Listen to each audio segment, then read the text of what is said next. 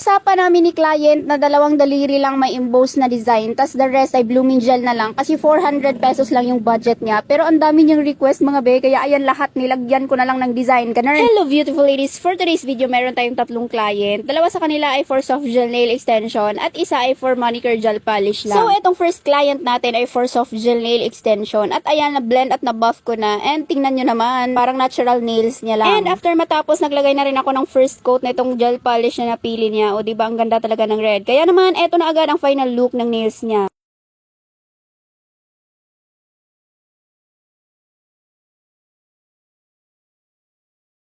So, ayan, plain lang pinagawa niya kasi mahilig daw siya sa plain color lang. Kaya hindi na siya nagpa-design. And tingnan nyo naman, palaban talaga tong kulay red. Ang ganda. Next client ko naman ay itong kaibigan niya. Ayan, gel polish manicure lang ang kanyang ipapagawa. Kasi tingnan nyo naman, mahahaba na yung nails niya. And no need na talaga tayo mag-extension pa. So, ayan, naglagay na ako ng base coat after kong ma-nail prep ang kanyang nails.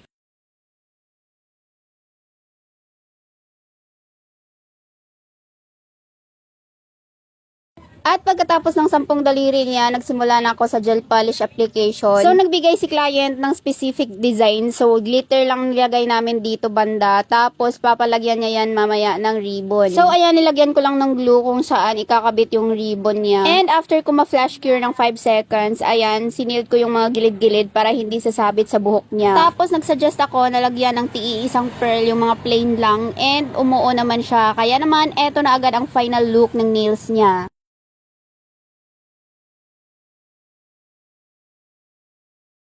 Ayan, sobrang nagustuhan ni client yung outcome ng nails niya. Bagay na bagay kasi sa kanya yung napili niyang design, mas lalong pumuti yung kamay niya, ganun. And ang total single ko dyan kay client ay 210 pesos lang. Mura siya kasi naka-promo. Tapos binigyan niya ako ng 50 pesos na tip, o diba? And yung naunang client ko pala ay 299 pesos lang yun kasi plain lang. Tapos binigyan niya ako ng 320.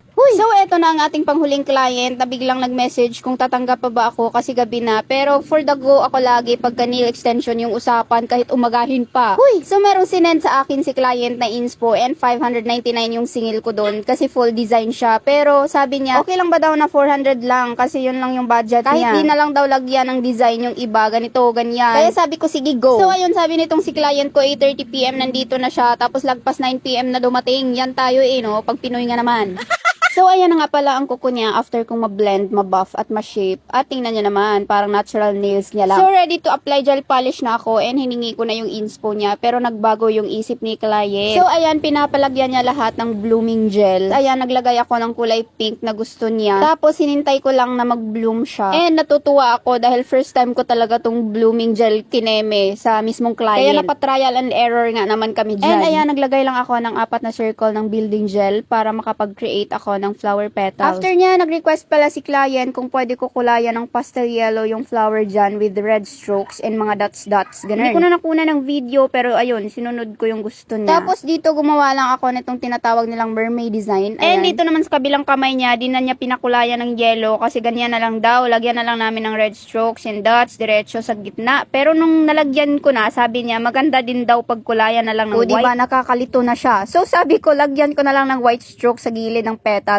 para ma-highlight siya, ganun. And umuo naman siya. Mas maganda pa nga tingnan kasi nag-complement talaga siya sa design niya kaysa doon sa kabilang kamay niya. Kaya naman nagdalawang isip na naman ang person. Pwede ba daw ulitin ko yung kabila? At sabi ko, pwede naman, pero mag-add-on siya ng bayad. Syempre, tapos na yun eh. At sabi niya, wag na lang daw. Kaya talagang nagtatawanan na lang kami. Kaya naman pagkatapos ng lahat-lahat, eto na agad ang final look ng nails niya.